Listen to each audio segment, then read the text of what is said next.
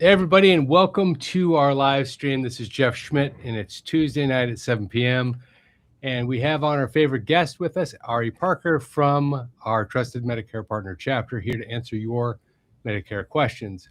Also, our very talented producer, Jill, will be working with us to make sure that the questions come in efficiently and we get all of your questions answered, at least as many of those as we can answer in the time that we have allotted. As usual, for the state of New York, I have to read a disclaimer. Many of the questions we cover here are nuanced. We do our best to answer them, but our responses are meant to be directional, not exact. Your situation may require more details than we can give in a live stream. The live stream is for educational purposes only. We haven't had the chance to speak with you one-on-one, so please treat this information as general guidance, not advice to act upon. For anything specific to your situation, make sure you talk with a qualified professional. Speaking of qualified professionals, if you have any questions about Medicare, give our Trusted Partner chapter a call at 440-703-1224. I can't click and remember the phone number at the same time. Or you put the banner up. So there we go. Got the banner. So we're all set. Yeah. Okay. And having said that, gang, I will pass it over to Jill to lead the way. All right. Thank you, Jeff. And I'm happy to share my space with the banner. Me and the banner will be. Sorry about that. We have different options for the banner. We can put it here. No, it's all good. I enjoy it. And that works, actually. What do you think of that? Anywhere is good. Maybe we should have people vote on the banner location. I think either here or here, left or right. I'll leave it on the left but if you have an opinion, just drop it in the chat box. Okay, go for it, Jill. We are ready when you are. Perfect. All right. So welcome, everyone. Of course, we want to take your questions live as well as your emailed questions. We have a lot of questions that have come in on both Social Security and Medicare. So do put your questions into the chat box and we will take those live. We will start with a question on Medicare that was emailed in from Doug, which is best, Medicare N or Medicare G? All right. I love this question. What it gets to is that original Medicare only covers 80% of your medical expenses. The other 20% you owe out of pocket. So let's use the example of my mom. She lives in the Chicagoland area. She needed a knee replacement last summer. I write about this in the book. Her knee replacement, it's a $50,000 procedure in Chicago. My mom would have owed $10K for her knee had she not had some type of additional coverage. The very next month, she slipped, broke her elbow. She would have owed 20% for everything related to her elbow. So her maximum out-of-pocket exposure for last year was well north of 10K had she not had some type of additional coverage. You have two options for additional coverage. On one hand, you can choose Medigap, which is also known as Medicare Supplement. This sits on top of original Medicare and it covers the 20%. If you don't choose Medigap, then the other option is Medicare Advantage. This is what's advertised on television. Joe Namath, William Shatner, Jimmy Walker. You could pick your favorite Medicare Advantage spokesperson. It's a replacement for original Medicare administered by a private insurance company. That means it's managed care, unlike original Medicare, which is networkless. So if you value choice of doctor, you should be strongly considering Medigap. And that's just what Doug is trying to decide. Which Medigap plan letter type do I choose? These are standardized under federal law.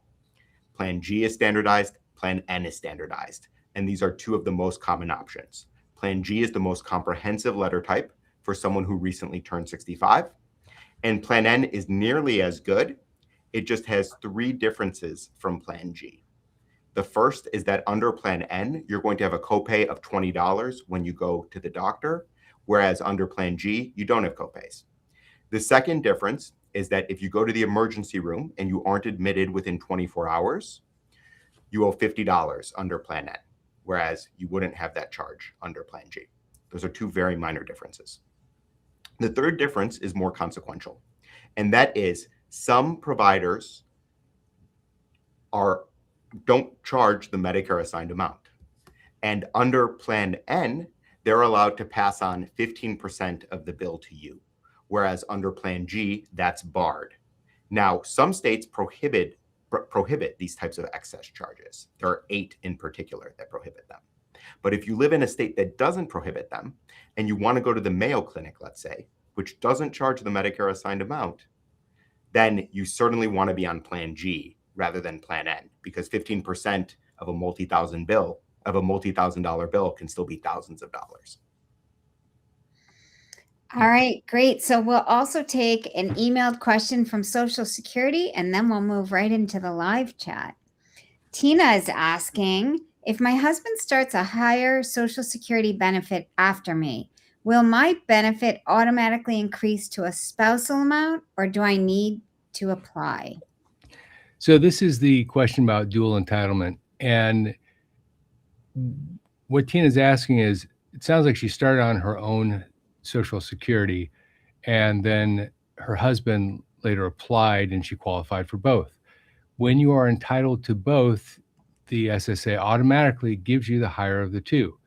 Now, I will say automatically, but in reality, if you aren't seeing any type of increase, then it's worth contacting them just to make sure that they know that your husband has in fact applied for his Social Security, and your spousal benefit should be available to you at that point. But it should be automatic. If it's not happening, a friendly nudge would not be a bad idea. All right, great. A couple people have put in the chat box for the chapter banner. A few said bottom right, and I'm not sure what that means from their vantage point. So this is a good point here. So bottom right is, hold on, bottom right is this one right here, and that's bottom left.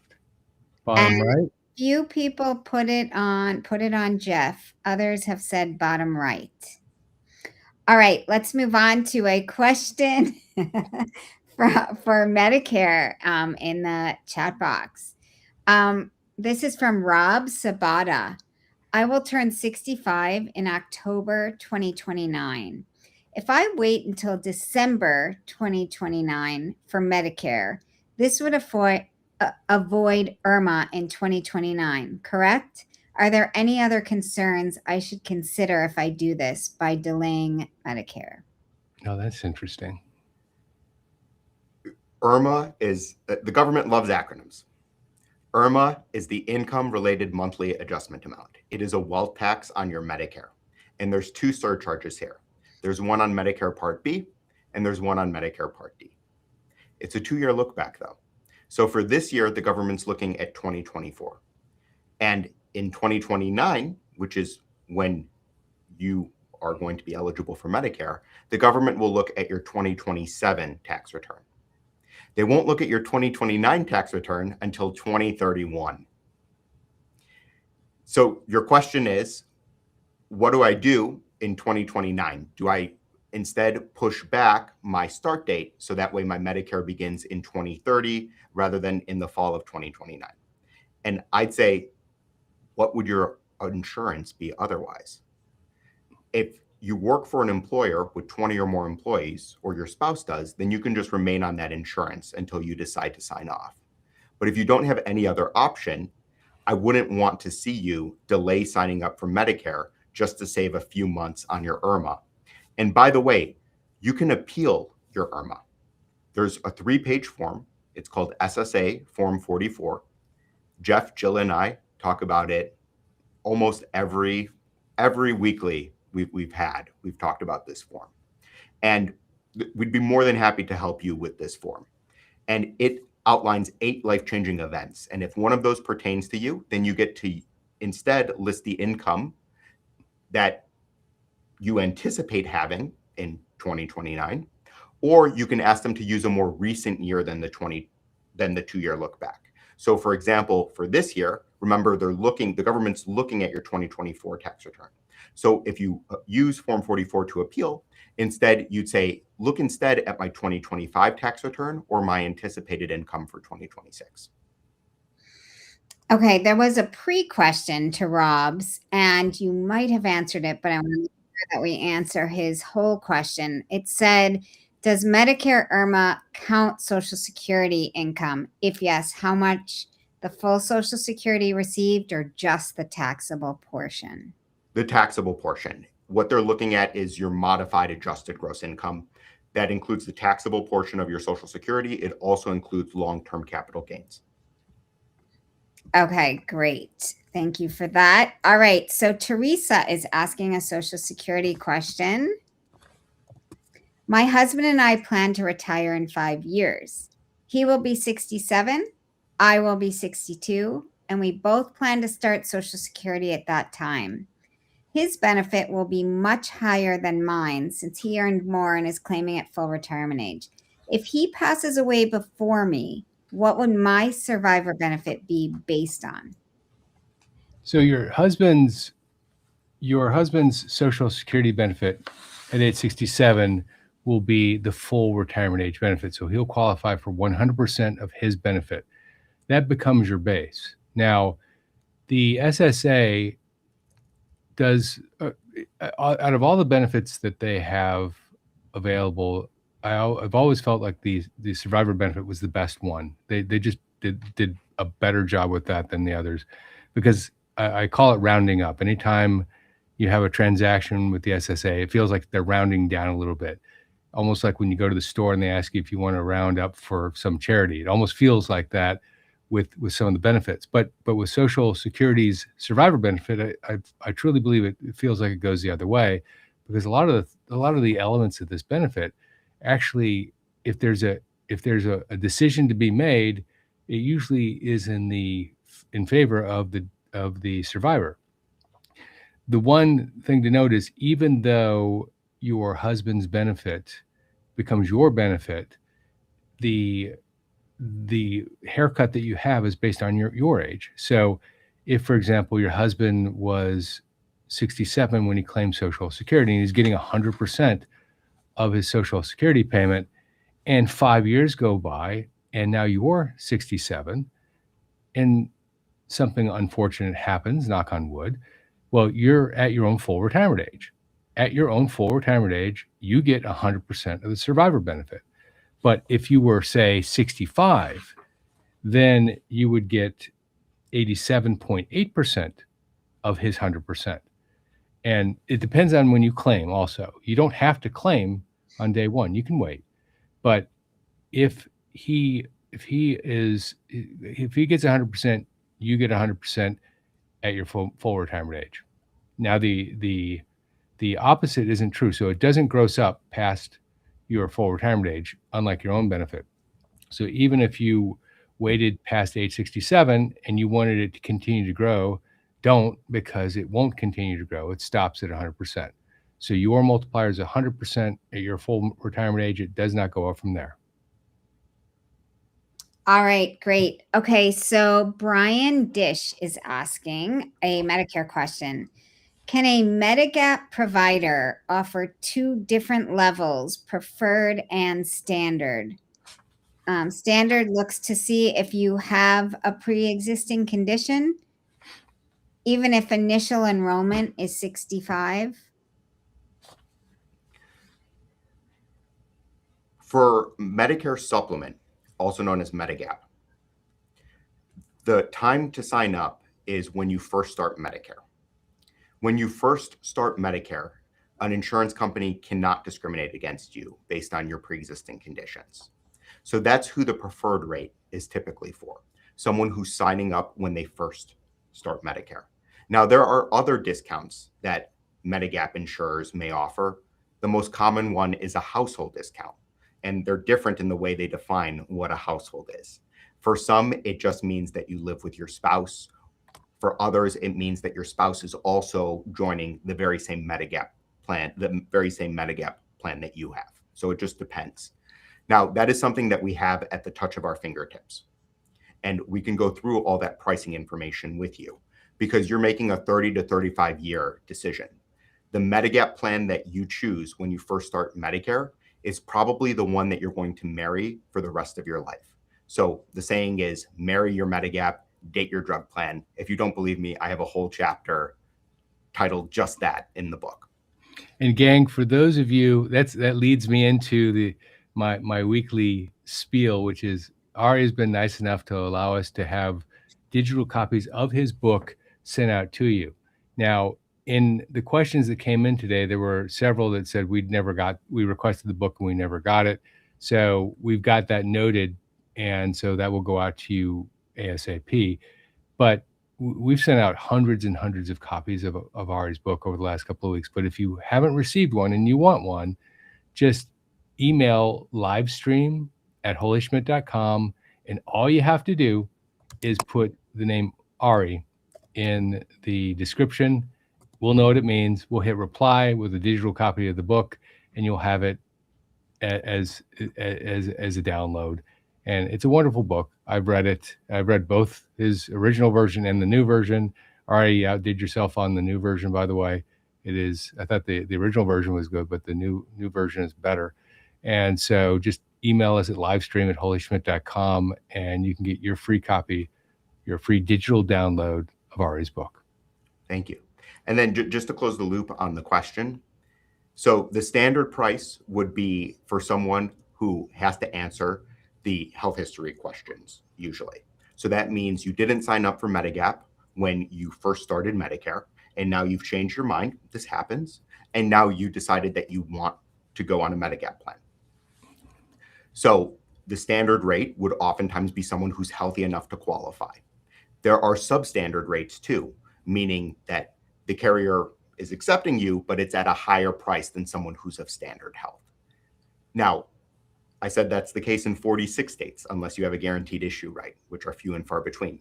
The 4 states that are the exception here, New York, Connecticut, Massachusetts, and Maine. In those 4 states, you have guaranteed issue, meaning it's the same price. All and right. They can't discriminate based on your health. Okay, good. All right. So on to Social Security from Ron and Ella. Does income from rental properties reduce the monthly amount of SOS? At age 62, I am 55 now. Do you do tax planning and investment planning? And also, who do I talk to set up an LLC? So the 3 questions here. The first question is, does income from rental property count when you're talking about the earnings limit? In essence, that's the question. Usually not. And the reason I say usually not is if it's not your main line of business, then it's not income from work. And so in that specific situation, it would not count. But I'll give you a good example, which will probably relate better. Something I've always wanted to do. I don't know why. I've always wanted to own an equipment rental company, that have the big lawn mowers you go and you rent for the day so you don't have to buy one. That's a rental company, and that's a business. And if I had rental income from that, that would be considered rental income. But if I went out and I owned 3 or 4 properties because you know what, I'm afraid of the stock market, but I'm not afraid of investing in property, that's a different story. So that won't trigger your earnings limit.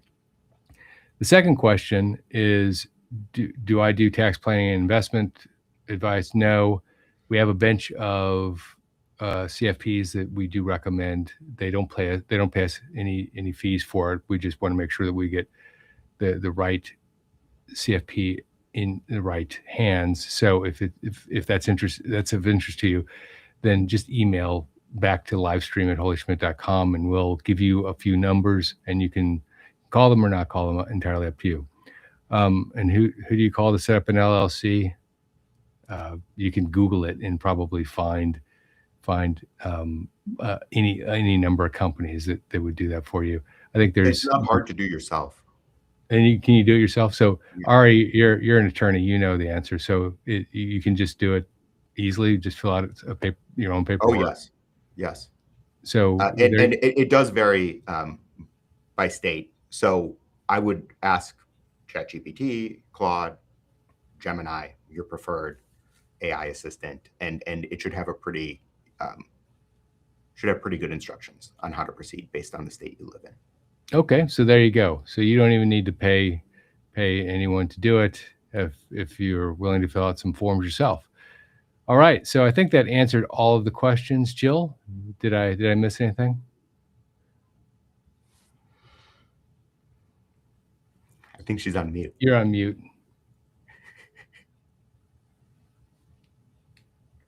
Sorry about that. Okay, since we just had a really nice collaborative answer, perhaps we'll go to a collaborative question. There's a question that came in that really pertains to both Medicare and Social Security from Rob. That's, I plan to apply for both Medicare and Social Security next month, but I'm confused about the process. So who'd like to go first on that? Well, I guess it depends on the question, but maybe you can just. Okay, so yes. So a couple of questions. Do I need to apply on 2 different websites? No, same website, same form, actually. Oh, okay. And which should I do first? Well, I just want to double check something. Medicare is usually something you turn on at 65. For Social Security, many people are waiting until 67 when they reach full retirement age, because that means you get 100% of your benefit at that point. And Jeff is the Social Security expert. I'm not. So you don't automatically, Social Security doesn't automatically turn on when you reach any particular age. It's unfortunate. We actually had somebody on the live stream who was 73 who still had not turned on their Social Security. And it broke my heart, actually, because they had missed 3 years of maximum payment. You actually have to go to Social Security, and you can do it online. It takes about 30 seconds, maybe a minute. 2 if you don't have the documents in front of you and you need to go get it. It's not that hard. I might be oversimplifying it a bit, but it's not hard. You can just do it online, but it doesn't happen automatically. So if you're certain that you want to start Social Security and Medicare at the same time, it's actually going to take less than 5 minutes, as long as you have an online Social Security account. You're going to click to apply for retirement benefits. It's going to ask you whether you want to take Social Security. It's going to ask you whether you want to turn on Medicare Part B, your medical benefit. That's how it refers to it. And it's as simple as that. And then just make sure that you click next, next, next. Get to a screen. It'll have a number for you to print out and say that your application has been submitted. Okay, and how do I get premiums deducted from my Social Security check? If you're taking Social Security, your Medicare premiums will be automatically deducted from your Social Security check. Okay, and a question from Eagles fan that may also help with this question as well, that you guys both just answered, which is, I'm not technically able to make choices until April this year, as I'll be 65 in July, but I just got my new Medicare card today. Can I call Chapter now, or do I need to wait until April? And perhaps Rob may want to touch base with Chapter as well. You don't need to wait if you already have your red, white, and blue card. And that's great. I've actually been seeing the Medicare cards get issued faster and faster. I saw someone who applied last week to activate their Medicare. They received their Medicare number within 36 hours. So we're seeing very fast turnaround time. So it's great that you're not turning 65 until July and you already have your red, white, and blue Medicare card in hand. And for someone like Rob, who's feeling a little overwhelmed by the process, can he touch base with Chapter now as well, just to start gaining information? Absolutely. That's what we're here for. All right, great. Okay, so Joe Bonchi has a question also for Ari in regards to Medicare. Retired New Jersey employee. Different rules for changing Medicare plans. I can change once a year between any advanced or GAP program, and no pre-approval needed to go from advanced to GAP normal for public sector. All right, so this is a public sector retiree in New Jersey. The rules are going to be different for this public sector retiree than for someone who is on a standard Medicare Advantage plan. So I just want to caution the audience about that. Yep. The rules here are different for this questioner than for everyone else. For everyone else, if you're on an Advantage plan, then the time period in which you have to review that plan is October 15th to December 7th. That's a long time away. If there's something suboptimal about your Advantage plan, then right now until March 31st, you have a second crack to adjust your coverage for April 1st. That window will end March 31st, however. Okay. Mike D has a Social Security question. I reach full retirement age in October at 66 in 10 months. I have to wait 38 months to age 70 and max my benefits. My friend's full retirement age is 67 and waits 36 months for max. Will my benefit be higher, all else equal? So this is one of the strange elements of Social Security, and that is you can have two buddies born basically 2 months apart, one born in 1 year and one born in the next, and their Social Security payment at the exact same age will be slightly different. And so the answer is yes, probably, given what you've just said.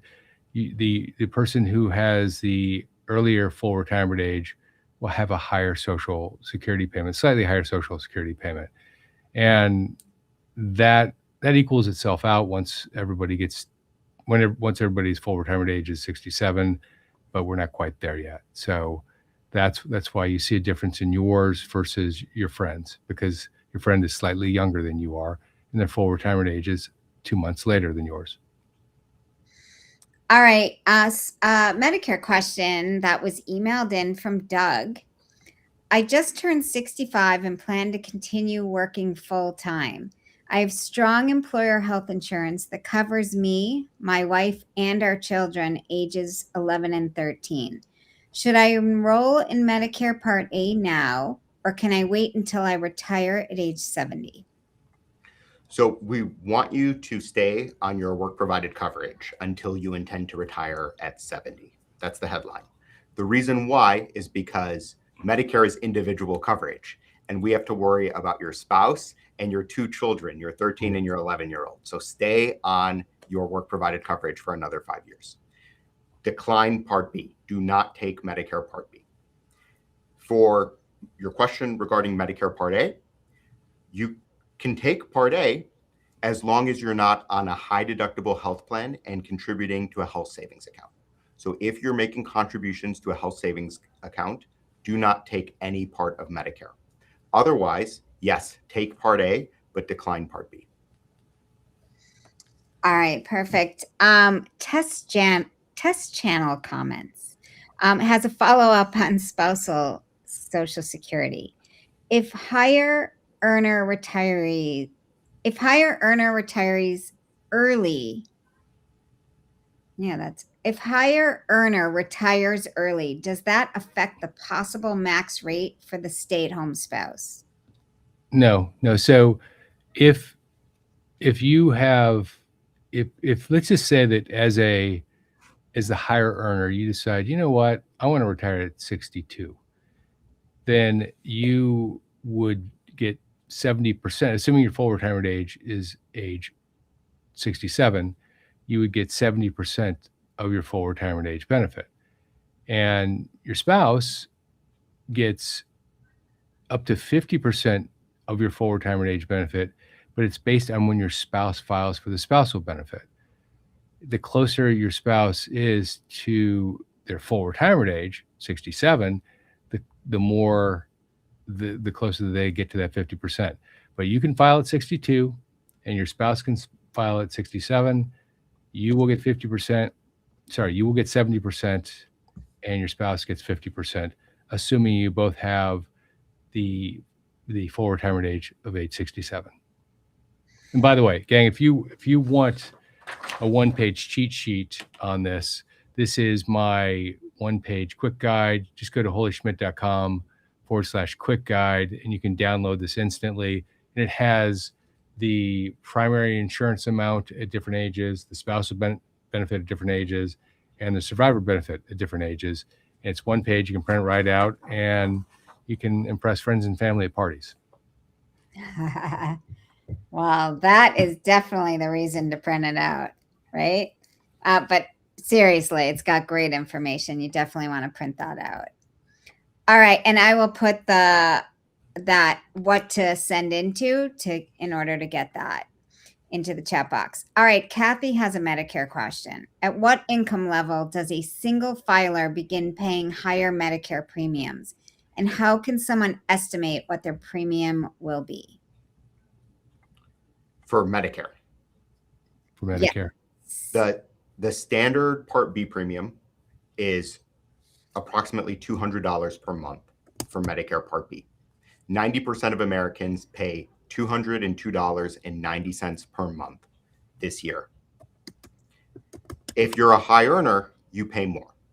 A high earner is defined as someone who files solo and earns more than $109,000 modified adjusted gross. If you're a joint filer, that threshold amount is $218,000 modified adjusted gross. And the brackets get more aggressive the more that you make. So it's not a huge difference if you earn, let's say, $225 as a joint filer, $225,000. But if you earn $500,000 or more than $750,000, now the brackets are getting quite aggressive. And the top bracket for married joint filer, or excuse me, for joint filers is $750,000 and up. All right, Keith is asking a Social Security question. I'm 62 and starting Social Security in May. If I work and make more than $2,040 per month, will Social Security give me a bill at the end of the year to pay back the make $2 pay one? Yes, they will. The SSA has a earnings limit, and that earnings limit for 2026 is $24,480 per year. But in your first year, there's what's called the first year rule. And the first year rule is there because basically if you're a big earner, let's just say, and you decide to file for Social Security in October, and let's say you earn $100,000 a year, you've already made $75,000, then you're already over the limit with a $24,480 earnings limit per year. So in the first year only, first calendar year, so it could be 1 month, it could be 12 months, they break it down to a monthly rule, and $2,040 per month is the monthly rule. For every $2 you go over that amount, you have to give $1 back to the SSA. That will be grossed up in your payment at full retirement age 67. So you don't lose it, but you defer it, and then you get it in the form of a larger payment later. All right. R. Werner has a Medicare question. I will be turning 67 this Saturday and sold my business last November. This will cause a spike in my income for 2025. Will that affect my IRMAA? And if so, for how long? It'll affect your IRMAA for next year. So it's a 2-year look back. For this year, the government's looking at your 2024 tax return. No issue. For next year, 2027, the government's looking at your 2025 tax return. Now, if your income has changed substantially, it is still worth filing the Form 44 appeal based on the sale of your business, because there are 8 life-changing events. The 2 most common, work stoppage or work reduction, and sadly, the 3rd most common is divorce. So take a look at SSA Form 44. If you have any questions about filling it out, give us a call. We'd be more than happy to help you through it. And let's save some money on your Medicare surcharges, because it sounds like you're exactly who Form 44 is designed to benefit. All right. Michael Swami has a question for you, Jeff, on Social Security. There might be a word missing, but I'm thinking we'll be able to figure it out. It says, does my spouse benefit from the survivor benefit? Does my spouse benefit from the survivor benefit if I wait until age 70 to claim Social Security? There we go. It's written perfectly in my area. So if you wait until age 70, is that better for your spouse with the survivor benefit? The answer is yes. And the reason is because the survivor benefit is based on the deceased's Social Security payment. And the longer you wait, the larger your Social Security payment within reason. Once you reach age 70, it can't go up any further. So at that age, then that becomes the base for your spouse. And if you were on a little bit earlier, I talked about the fact that the base is the maximum that your spouse can get. And that's going to be reduced by the age that they file for the survivor benefit. If they filed at age 62, for example, they'd get 79.6% of your Social Security payment. And at age 67, they get 100%. And then in between, it's going to gradually increase. Once your spouse reaches age 67, it doesn't increase anymore. But whatever the multiplier is, whether it's 0.79 at age 62 or 1.0 at age 67, it's of the actual benefit that you have if you've already filed. If you haven't filed, the SSA will give you credit for the amount of time that you've been with us, and they will use the deceased date. So if you passed at age 69, they'll assume that you would have filed at age 69. The other way isn't true though. So if you passed away at age 62, the SSA is going to give you credit for having waited until full retirement age. Remember at the beginning of the live stream, I said that the SSA rounds up when it comes to the survivor benefit. That's one of the examples. If you pass away before full retirement age, the SSA assumes that you were going to wait until full retirement age, and they give you that. They give your survivor that as the base. All right, Ari, from Brian Dish. He wants to know what chapter's hours are. Chapter's hours are 9 a.m. to 9 p.m. Eastern, Monday through Thursday, and that must be Monday through Friday. And then it's 9 a.m. to 9 p.m. Eastern, Monday through Saturday. Closed Sunday. All right, there we go. All right. Simple. Chapter's got Even 12 the train hours. needs to stop sometime. Yeah, maybe. That was a commercial from back in the 80s. I What don't remember. There was a commercial back in the 80s, and it was for a beverage company, and it said even a train needs to stop sometime. So Sundays got to give at least take one day off a week. Absolutely. All right. So here is a Medicare question from Roy. I'm 64 and currently collecting Social Security. Will I be contacted when I'm eligible to enroll in Medicare? If so, how will that happen? I was born in March. When can I apply? And when will my Medicare coverage begin?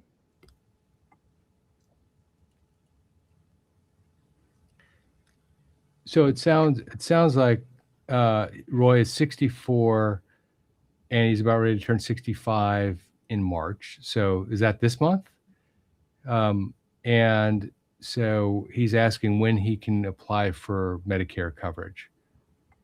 If you're turning 65 this month, I would apply now.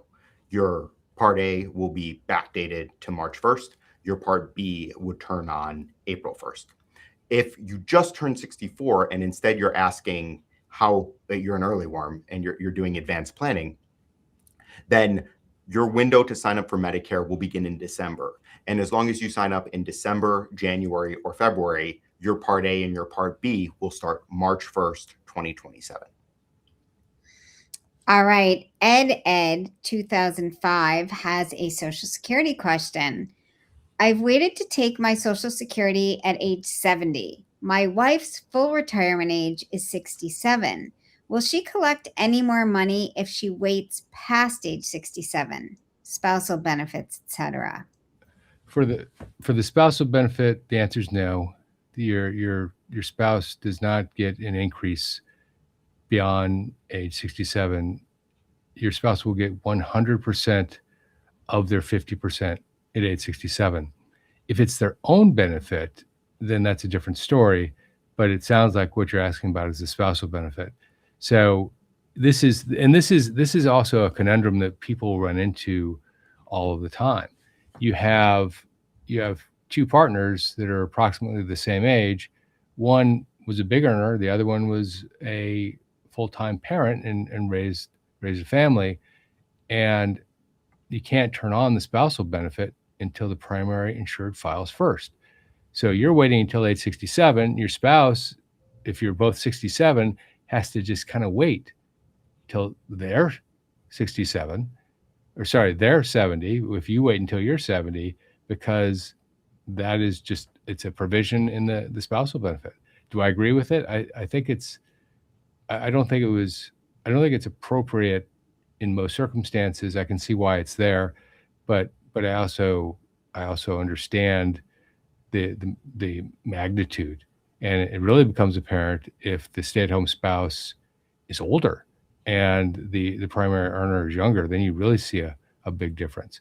But your spouse can't file for the spousal benefit until you file for your own benefit, unfortunately.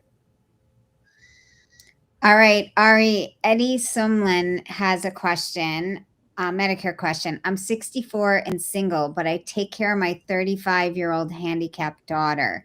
When I get Medicare, can she get Medicare too? So it depends on whether your daughter is eligible for Medicare by way of disability. If your daughter has collected cash disability payments for 24 months, then she's entitled to Medicare. And it can be non-consecutive. So it could be 2 12-month periods. But as long as she hits 24 months of cash disability payments, then she would be eligible for Medicare. And of the 73 million people on Medicare, almost 10 million are younger than 65 and have Medicare by way of disability. So this is definitely something to look into. He actually forgot to mention that his daughter is on Medicaid right now and has been on for 21 years. The question would be whether she's receiving cash disability payments for the purpose of qualifying for Medicare. It's great that she has health insurance through Medicaid. Medicaid varies state by state. And she also may be entitled to Medicare. And so then Medicare and Medicaid would provide your daughter's health insurance. All right. Rootsy has a question that says, I would like to retire at 65. My birthday is July 2nd. What month would benefit me to retire in? That is, so, is this a Social Security? So if the question is about Medicare, middle. I'll just start this one straightforward. If it's Medicare, so your birthday is July 2nd. If you want to retire at 65, I would say put in your retirement papers in June, retire at the end of June. Your Medicare will start July 1st. All right. Anything to add, Jeff, or shall we move on to Alana's question? I think if it's a more philosophical question, then it's going to be dependent on so many different factors. It's going to be dependent on your economic situation. It's going to be dependent on your health. It's going to be dependent on what you want to do in retirement. And so I think the biggest, the most important advice I can give on this particular question, because there's a very similar question, is when should I take Social Security? And I always come back and I say, if you talk to the majority of people out there, they will tell you that you look at your break-even chart and say, based on my information, when can I get the most money? Well, retirement isn't necessarily about getting every last dollar out of Social Security. Now, as a CPA, 25 years in banking, people are shocked when I say that, because they think, well, isn't it always about the money? No, it's about your quality of life, the amount of years that you have, your energy level. If you have enough funds to take care of all aspects of retirement and you want to retire early, well, it's something to strongly consider. And so I always tell people, think about 4 things. Number one, do you just need the money? Then almost the answer is almost always, well, if you just need the money, then now is probably the best time, although it's not the easiest to demonstrate on a whiteboard. If you want to enjoy early retirement, like I mentioned before, and you don't need every last dollar, but you want to travel, and the money provides you with the means of traveling, sure. If you want to wait until later because you need the funds late in life and maybe you're worried about long-term care, then maybe that's one reason to wait. And then the other is the person who just does the math and they say, you know what, based on my health conditions, based on my family's health conditions, this is where I think I'm going to break even. And that is a guess. Usually it's an educated guess, and people are remarkably accurate when they do that exercise, believe it or not. They usually skew to the lower side. But if someone's doing that kind of math, then it's all about maxing out the size of the payments over Yeah. your lifetime. I love how you address the question from a philosophical perspective. And let me add, my mom is still working, but she's on Medicare. And you can continue working, but decide, for whatever reason, whether you need the money or you just value the relationships that you have going into work, right? And it's a great, and you find that that's where your energies are going. And you could start Medicare if you choose, or you could just do a comparison between Medicare and your work provided coverage. It's something we do all the time. Wow, what a beautiful response, right? A lot of things to consider. And you really brought in, both of you, a lot of things to think about. So yeah, thank you for that answer. And hopefully that answered the question. Oh, there is one more thing, though, Okay. because I think this person is turning 65 on July 2nd. So, Jeff, if they were planning to continue working, do they need to worry about the 2-to-1 reduction? They do if they're talking about claiming Social Security until their own full retirement age. Once you reach full retirement age, you can make $1 million a year, you can make $1 billion a year, it doesn't matter. They will pay you your full Social Security payment. But up until the time you reach full retirement age, you do have to worry about the amount that you earn, because your Social Security payment could be reduced based on that. I made the assumption that you were making the decision to stop working, but if you want to continue to work, you absolutely need to watch the earnings limits. All right. So thank you, Rootsy, for this question. And I could see a possible video coming up in this I area. happened to write that down while we were talking. Absolutely. Great. All right. One question. What is the handle people should email you at? I'm logged into my YouTube to try to respond to comments. So they can actually just put comments in at Holy Schmidt. So youtube.com/. Oh, no, but the email address, people are asking what email address they should request the book. Who should they send an email to? It's holyschmidt.com/livestream, LIVESTREAM. holyschmidt.com/livestream, and just drop in Ari's name and it will be in your inbox and at pretty quickly thereafter. I had put into the chat box livestream@holyschmidt.com. Nope, that's that wrong. correct? Sorry, what did I just say? Did I revert it? I just tested holyschmidt.com/livestream and there's a 404 error. Oh, sorry, gang. You know what? I misunderstood completely. I completely blew it. It's livestream@holyschmidt.com. And Jill was right. Yeah, this is what the producer does. She cracks the whip, and I just make sure I don't make a mistake. Livestream@holyschmidt.com. Yes, and I have put that into the chat box. It's probably up there earlier. I can re-put that back in as well. And for the quick guide, it's holyschmidt.com/quick guide. And that is also in the chat box. All right, so for whoever wants those. All right, John Capinos is asking, I'm planning on working until I'm 67, and I currently get health care through my employer. Do I have to sign up for Medicare when I turn 65? And if I don't have to, should I sign up anyway? This gets to the question that Jeff and I were just talking about. You don't have to sign up for Medicare at 65, so long as you or your spouse work for an employer with 20 or more employees, rule of 20. So right now, you're planning to work until 67. If your employer has 20 or more employees, you're good. You don't need to worry about Medicare until a couple months before you retire. Now, if you're not pleased with your work provided coverage, guess what? You're entitled to go to Medicare instead. So here we'll do an apples to apples comparison, set Medicare versus your work provided coverage, show you what you might be missing out on, what you would owe if you were to move to Medicare, because your employer is probably charging you some premium for your health insurance. One consideration to keep in mind, though, if you have a spouse who's younger than you and their insurance is through your work coverage, stay on your work coverage. All right, good. So Patrick Kinsley is asking, I turned 65, but working until 67, contribute to an HSA and use my employer medical plan.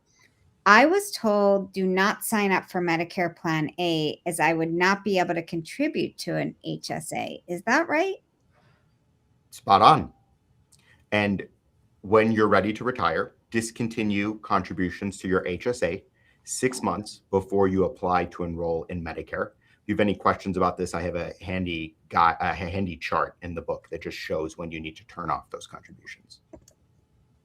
Okay, and for everyone, I have just put into the chat box the link for Ari's book, and it's called It's Not That Complicated. Is that correct? That's it. Yes, but this is part 2, right? Or edition 2. It's the 4th edition. So this is the 2026 edition.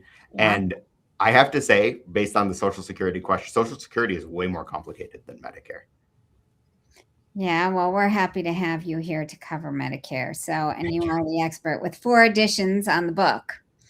All right, Ilana is asking, I am a widow and have been for 12 years. I'm now 60 and would like to apply for survivor benefits. I was told that if my income is above a certain amount, I may not be eligible. Is that correct? If so, what options do I have? I still have a mortgage and college tuition to cover. Yeah. So the survivor benefit, the spousal benefit, and the primary insurance amount all have earnings limits, and it's the same number. So the number that we were talking about, $24,480 per year, is the earnings limit. Anything above that, you have to give $1 back to the SSA for every $2 over. And so if you're making the decision about claiming the survivor benefit, you're also making a decision about how much you can earn up until age 67. Now, at age 67, which coincidentally is when you can get the maximum survivor benefit anyway, you get 100% of the deceased Social Security payment, then there is no earnings limit. You can earn as much as you want, and you can earn as much as you want and have the survivor benefit. The interesting point here, though, is that a lot of people would make that decision anyway. They'd say, I'm going to wait until age 67 because I want to maximize the survivor benefit and I want to continue to work so that by the time I reach age 67, I've got this big pool of money available. And we see it happen all the time. It's less, believe it or not, for someone who's working, it's a very low probability that they're going to actually take the survivor benefit and quit working. They're going to continue to work and let their survivor benefit grow until they reach their own full retirement age, most of the time anyway. All right. Rob has a Medicare question. Does IRMAA include Social Security income? If so, it's based on the full benefit or only the taxable portion? I will turn 65 in October 2029. If I delay enrolling in Medicare until late December 2029, would that help me avoid IRMAA for that year? We hit this one about 15 minutes in, I think. Oh, they must have put it into the chat box as well. Okay. All right. Let's go to a different Medicare question. Tom is asking, I'm 65 and still working for a large company that offers an HSA. Mm-hmm. I plan to retire in January of next year. I understand I need to stop HSA contributions, but does that apply to just my contributions or both mine and my employer's? Also, what would the penalty be if I stayed on my current insurance and continued contributions until January? And for context, I contribute about $1,000 per year, and my employer contributes around $2,000. So the rule against contributing to an HSA once you start any part of Medicare applies to your employer and to you. So both of those need to be discontinued if you're intending to start Medicare early next year. Okay, Joel Shineberry has a Social Security question. I'm 60 and a half, and my wife is 59. I'm thinking seriously of retiring next May when I am 62. My wife's a primary home caregiver for a disabled adult child who's 33. Now, if my wife collects Social Security at 59 because of special exception, what happened to our disabled daughter if our disabled daughter dies a few years later to my wife's Social Security situation? That's a reasonably complicated question, and I think it's one that actually we need a little bit more information on. If you can send the specifics about your wife to livestream@holyschmidt.com, we'll get back to you in writing on that one.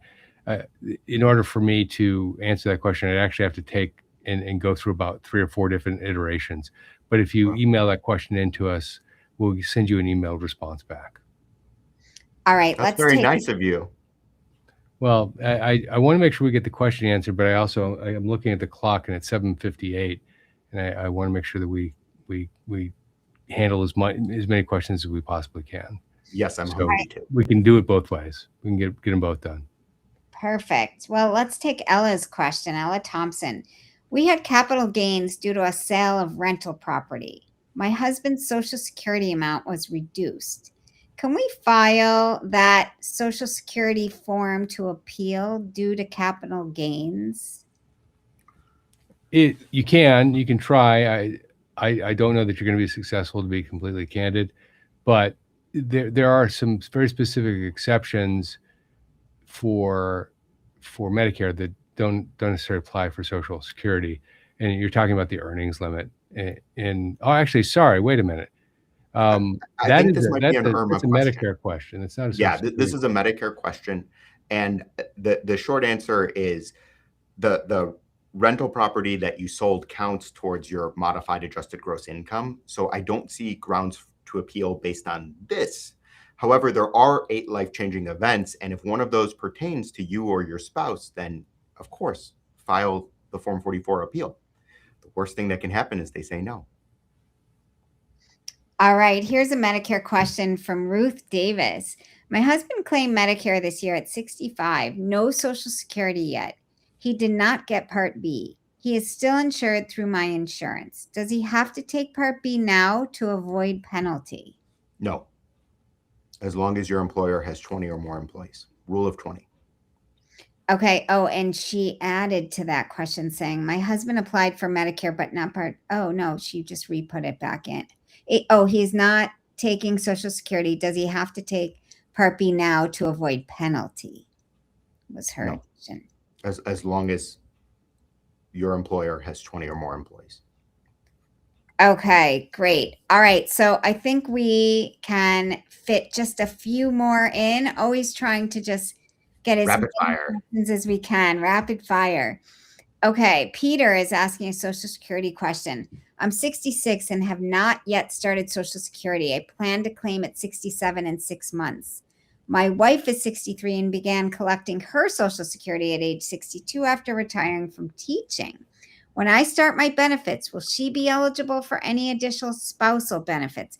And if so, will her receiving those benefits reduce my Social Security amount? So it won't reduce yours. It very will likely reduce hers, because when she started her own benefit, she locked in a portion of the higher spousal benefit at age 63.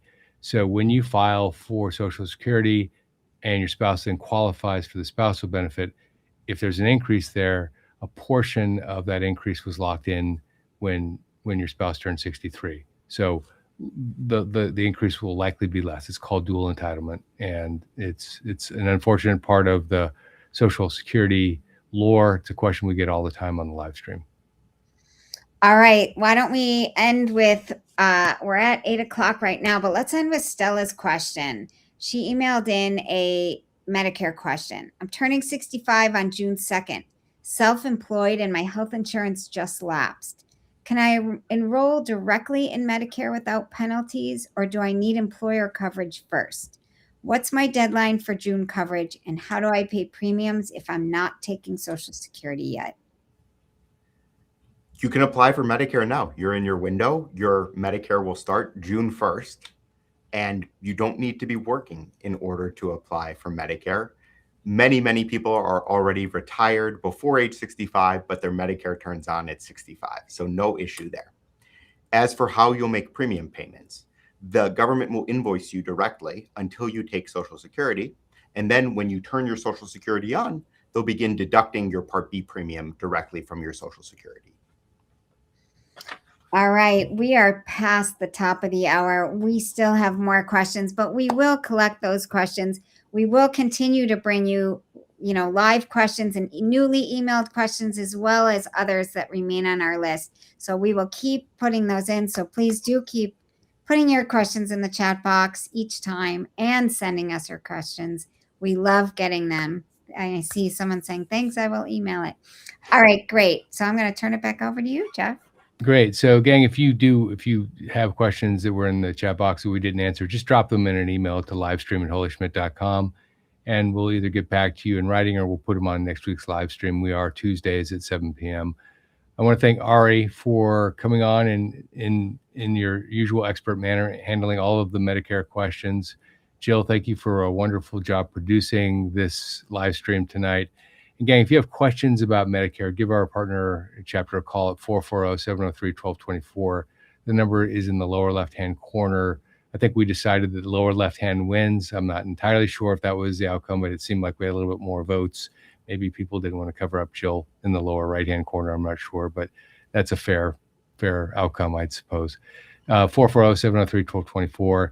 Thank you for staying up with us on your Tuesday night. If you're on the East Coast, or if you're just getting home on the West Coast, thank you for making us the first thing you saw after a hard day at work.